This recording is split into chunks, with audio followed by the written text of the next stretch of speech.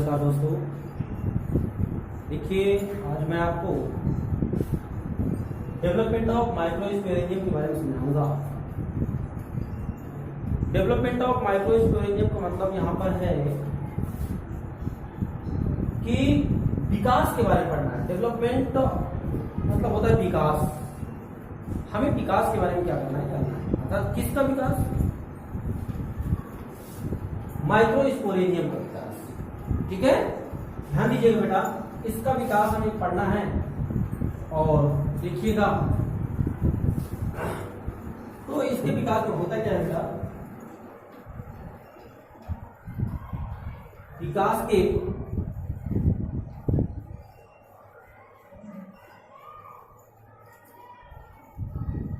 प्रारंभिक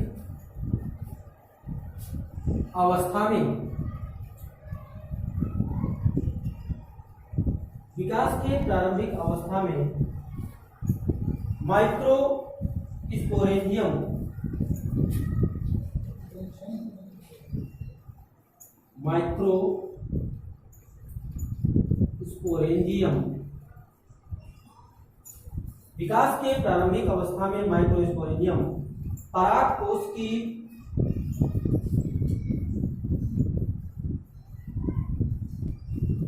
पराग कोश पॉलिनसाइट किसको बोलते हैं इंग्लिश में?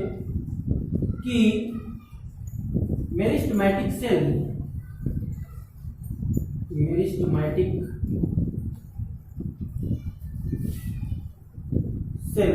मेरिस्टेमेटिक का मतलब होता है विभाज्य। कोशिकाएं से बनी एक आउटग्रोथ रचना होती है। आउटग्रोथ रचना होती है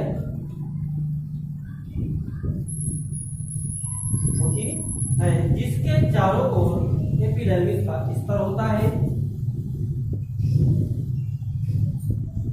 जिसके चारों ओर एपिडर्मिस का स्तर होता है।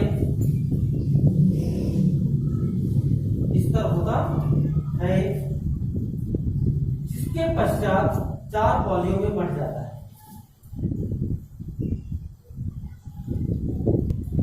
जो 4 पालियों में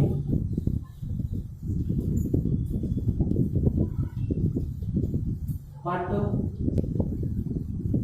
जाता है, जिससे आर्चिस्पोरियल सेल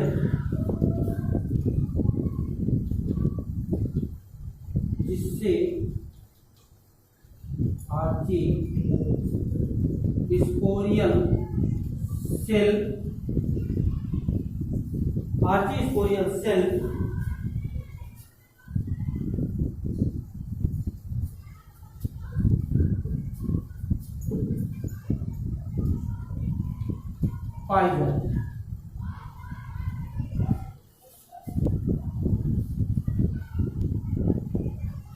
जिसका कोशिका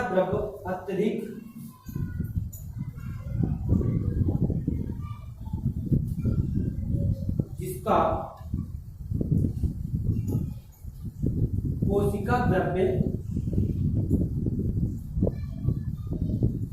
अत्यधिक सघन होता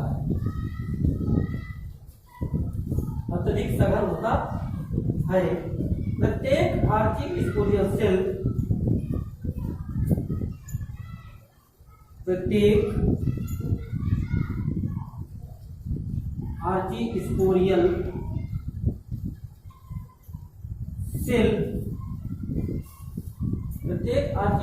सेल 2 कोशिकाओं में विभाजित हो जाता है। 2 कोशिकाओं में विभाजित हो जाता है, जिसमें बाहर की ओर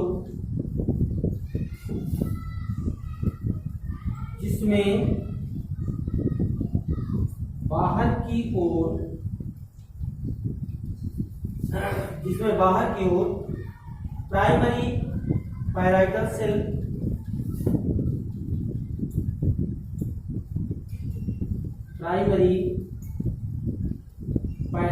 सेल जिसे हम प्राथमिक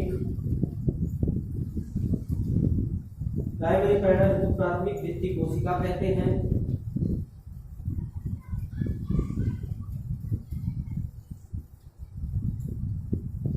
प्राइमरी पैराइटल सेल जिसे प्राथमिक भित्ति कोशिका कहते हैं, और अंदर की ओर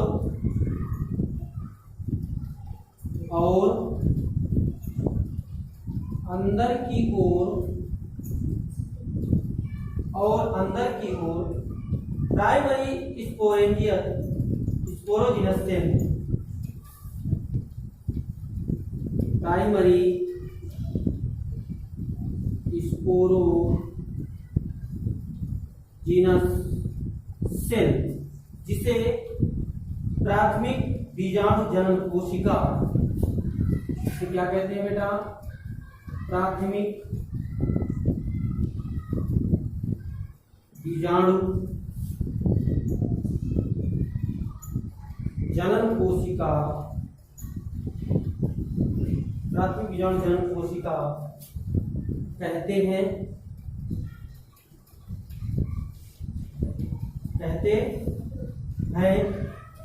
जिससे अंदर की ओर माइक्रोस्पोर मदर सेल, जिसमें अंदर की ओर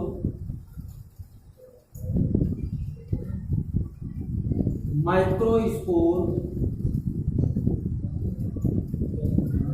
मदर सेल, हिंदी में क्या कहते हैं बेटा इसको?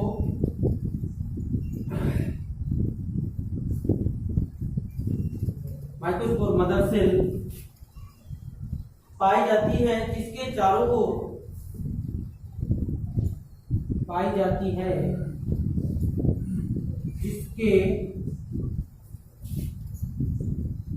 ओर टाइपिटम लेयर होती है,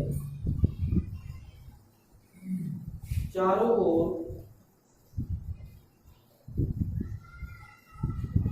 टाइपिटम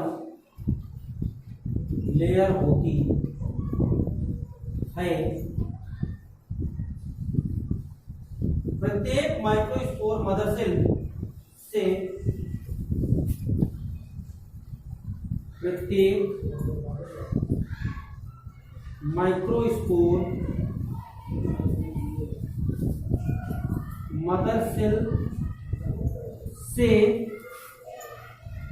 माइक्रोस्पोर का निर्माण होता है, माइक्रोस्पोर्स का निर्माण होता है। माइक्रोस्पोर्स को टाइपिटम लेयर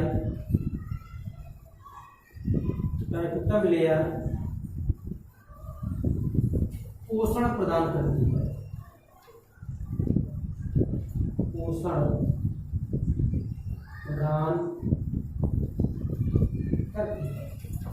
देखिए बेटा, विकास के प्रारंभिक अवस्था में यानी स्टार्टिंग में माइक्रोस्पोरेंजियम परागकोश की मेरिस्टेमेटिक विभाज्य कोशिकाएं जो होती है, जो विभाजित वाली होने वाली होती है। मैंने पिछले क्लास में क्लास 11 में आपको समझाया था, से बनी एक आउटग्रोथ रचना होती है। आउटग्रोथ का मतलब होता है कि उससे निकली हुई संरचनाएं, जिसके चारों ओर एपिडर्मिस होती है, ठीक है, जो 4 पालियों में बंट जाता है। और ये क्या होता है? 4 पालियों में बटा होता है, जिससे आर्चिगोनियल सेल पाई जाती है, आर्चिगोनियल सेल का निर्माण होता है। जिसका कोशिका द्रव्य अत्यधिक सघन होता है। किसका? आर्चिगोनियल सेल का। ठीक है, अत्यधिक सघन होता है। प्रत्येक आर्चिगोनियल सेल दो कोशिकाओं में विभाजित हो जाता है, जिसमें बाहर की ओर प्राइमरी, दो कोशिकाओं में विभाजित हुआ तो पहली कौन सी है? प्राइमरी पैराइटल सेल, और दूसरी आपके अंदर की ओर जो पाई जाती है उसे प्राइमरी स्पोरोजिनस सेल कहते हैं, जिससे अंदर की ओर माइक्रोस्पोर मदर सेल भी पाई जाती है। तो सबसे अंदर जो है वो माइक्रोस्पोर मदर सेल पाई जाती है, जिसके चारों ओर टेंटम लेयर होती है। प्रत्येक माइक्रोस्पोर मदर सेल से माइक्रोस्पोर्स का निर्माण होता है। माइक्रोस्पोर्स को टेंटम लेयर पोषण प्रदान करता है। तो देखिएगा बेटा, ये अब देखिएगा, मैं आपको बाय फिगर समझाऊंगा, समझिएगा ये है क्या चीज।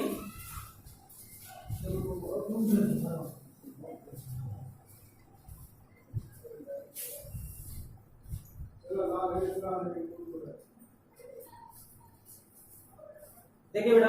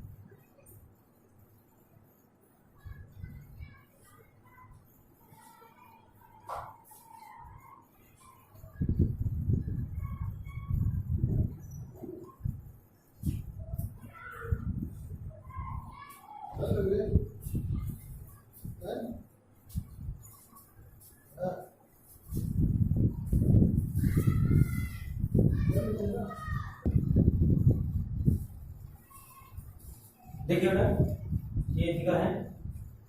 विकास की प्रारंभिक अवस्था में माइक्रोस्पोर परागकोश मेरिस्टेमेटिक सेल से बनी एक आउटग्रोथ रचना होती है, जिसके चारों ओर एपिडर्मिस की स्तर होती है। देखिए, इसकी चारों ओर क्या है? एपिडर्मिस की स्तर है। फिर जो चार पालियों में बढ़ जाती है, फिर चार पालियों में क्या होती है? बढ़ती है। देखिए, चार पाली, 1 2 3 4, चार पाली बढ़ जाती है, जिसे आर्चिगोनियल सेल पाई जाती है। जिसमें आर्चिगोनियल सेल, देखिए, 1 पाली, 2 पाली, 3 पाली, 4 पाली। आर्चिगोनियल सेल 1 2 3 4, चारों पालियों में एक एक आर्चिगोनियल सेल क्या होंगी? पाई जाएंगी। ध्यान दीजिएगा। इसके बाद यहाँ पर पाई जाती है जिसका कोशिका द्रव्य अत्यधिक सघन होता है। मतलब इन जो अंदर कोशिकाएं पाई जाती हैं, इनसे जो इसका कोशिका द्रव्य होगा, यानी आर्चिगोनियल सेल का होगा, वो अत्यधिक सघन होगा। सघन का मतलब होता है पास पास होना। ठीक है। इसके बाद क्या ध्यान दीजिएगा, फिर कह रहा है प्रत्येक आर्चिगोनियल सेल दो कोशिकाओं में विभाजित हो जाता है। देखिए, एक दो भाग में बढ़ जाता है, एक भाग, दो भाग। ठीक है, तो ये सब बटे हुए हैं, बढ़ जाता है, जिससे बाहर की ओर प्राइमरी पैराइटल सेल, यानी सबसे बाहर की ओर जो सेल है वो उसे क्या कहते हैं? प्राइमरी पैराइटल सेल कहते हैं। इसके बाद है बेटा, और अंदर की ओर प्राइमरी स्पोरोजिनस सेल, यानी प्राथमिक क्या लिखा है? बीजाणु जनन कोशिका, प्राइमरी स्पोरोजिनस सेल पाई जाती है। इसके बाद ध्यान दीजिएगा, जिसमें अंदर की ओर क्या माइक्रोस्पोर मदर सेल होती है। इसमें अंदर की ओर क्या होती है? माइक्रोस्पोर मदर सेल, जिसके चारों ओर टेंटम लेयर होती है। प्रत्येक माइक्रोस्पोर मदर सेल से माइक्रोस्पोर्स का निर्माण।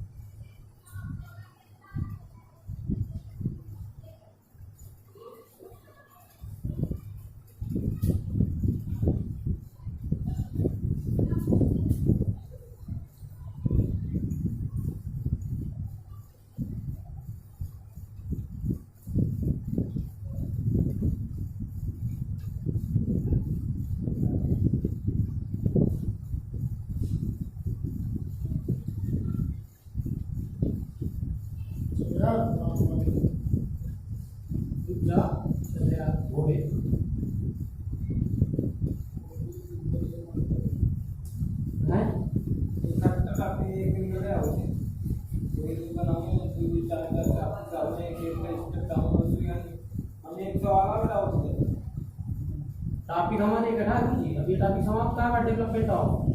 डेवलपमेंट बहुत बड़ा है, डेवलपमेंट जो बताऊंगा प्रत्येक लेवल पर बुद्धि करा बुद्धि जो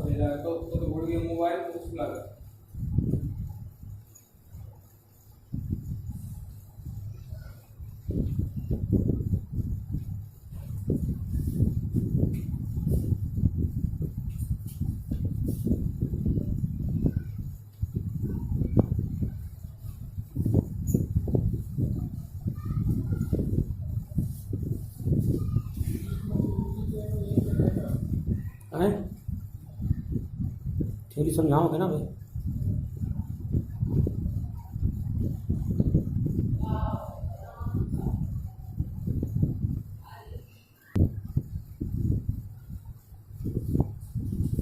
देखिए बेटा, ये समझ में आ गया होगा आपको।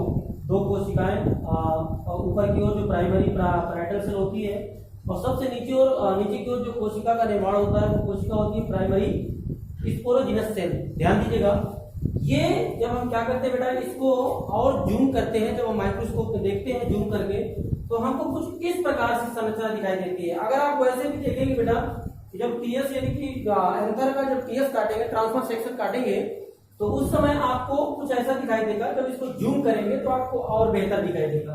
देखिए इस प्रकार से संरचना आपको क्या करेंगे देखने को मिलेगी, जिसमें से सबसे बाहर की ओर आपको देखने को मिलेगी एक लेयर मिलेगी, जिसको क्या है बेटा, जिसको क्या कहते हैं हम, एपिडर्मिस कहते हैं। इसके बाद ध्यान दीजिएगा, उसके ठीक अंदर एक लेयर होती है जिसको एंडोडर्मिस, उसी को एंडोडर्मिस या एंडोथीसियम के नाम से जाना जाता है। ध्यान दीजिएगा, एंडोथीसियम या एंडो का मतलब होता है अंदर और एक्सो का मतलब होता है बाहर। ध्यान दीजिएगा। इसके बाद देखिए बेटा, आप ये देखेंगे जैसे एंडोथीसियम हो गया, इसके बाद इसमें बीच में जैसा कि मैंने आपको इसके पहले फिगर समझाया था, ये वाला, ठीक है, ये वाला फिगर समझाया, ये अंतर वाला, ये बीच में जो जगह होती है बेटा, इसको क्या कहते हैं, कनेक्टिव, जो क्या करता है फिलामेंट को और एंथर को जोड़ता है। वही यहाँ पर जब हम काटते हैं तो यहाँ कनेक्टिव भी दिखाई देता है हमको। ये कनेक्टिव क्या होता है, इसका कोई कार्य नहीं होता, ये केवल और केवल जोड़े रखता है एंथर को और फिलामेंट को। ध्यान दीजिएगा बेटा। इसके बाद देखिए 4 आपको सैक दिखाई देते हैं, पॉलन सैक, जिसको हम क्या कहते हैं, पॉलन सैक, परागकोश। ध्यान दीजिएगा, 1, 2, 3 और 4। मैंने बताया था कि 2 लोब होते हैं प्रत्येक एंथर में, और प्रत्येक लोब में 2 चैम्बर होते हैं, जिसको हम सैक यानी पॉलन सैक के नाम से जानते हैं। ध्यान दीजिएगा, ये 1, 2 और 3 और 4। इन पॉलन सैक में सबसे बाहर की ओर जो कोशिका होती है वो उसे क्या कहते हैं, टैप्टम कहते हैं। क्या कहते हैं बेटा, टैप्टम। इस टैप्टम का मुख्य कार्य होता है कि अंदर निर्माण होने वाले माइक्रोस्पोर्स को न्यूट्रिशन प्रदान करना। क्या होता है बेटा, न्यूट्रिशन प्रदान करना। ये कई बार आपके उसमें कुछ क्या बोलते हैं, टीजीटी, पीजीटी, नीट आदि में पूछा गया है, कई बार पूछा गया है। ध्यान दीजिएगा इन चीजों को। इसके बाद उसके अंदर वाली ठीक लेयर होती है, उसको क्या कहते हैं, मिडिल लेयर। किसके, टैप्टम के अंदर और इसके स्पोरोजिनस सेल के बीचों बीच जो लेयर होती है, उस लेयर को कहते हैं मिडिल लेयर। ध्यान दीजिएगा बेटा। इसके बाद उसके अंदर ठीक होती है स्पोरोजिनस सेल। स्पोरोजिनस सेल के अंदर स्पोर मदर सेल होती है, जिस मदर सेल क्या है, जिससे कोशिकाओं का निर्माण होगा, नई कोशिकाओं का क्या होगा, निर्माण होगा। ध्यान दीजिएगा। तो स्पोरोजिनस सेल से यहाँ सेल के अंदर माइक्रोस्पोर मदर सेल, ध्यान दीजिए यहाँ पर देखिए दिखाया गया है, माइक्रोस्पोर मदर सेल होती है और माइक्रोस्पोर मदर सेल से ही क्या होता है बेटा, माइक्रोस्पोर तथा पोलन या पोलन ग्रेन का परागकण का निर्माण होता है। यही परागकण क्या होते हैं, वायु के माध्यम से, जल के माध्यम से, आदि के माध्यम से क्या होते हैं, ट्रांसमिटेड होते हैं और ये क्या करते हैं बेटा, फर्टिलाइजेशन कर और अंकुरित होते हैं। ध्यान दीजिएगा। अगर हम इसका यानी किसी एक चैम्बर को लेकर क्या करें, हम जूम करें और जूम करें, एक चैम्बर को, पूरे को नहीं, किसी एक चैम्बर को अगर हम जूम करें तो हमको कुछ इस प्रकार से संरचनाएं दिखाई देती है। देखिए इसका अगला है ये थी और इसका अगला क्या है बेटा, ये।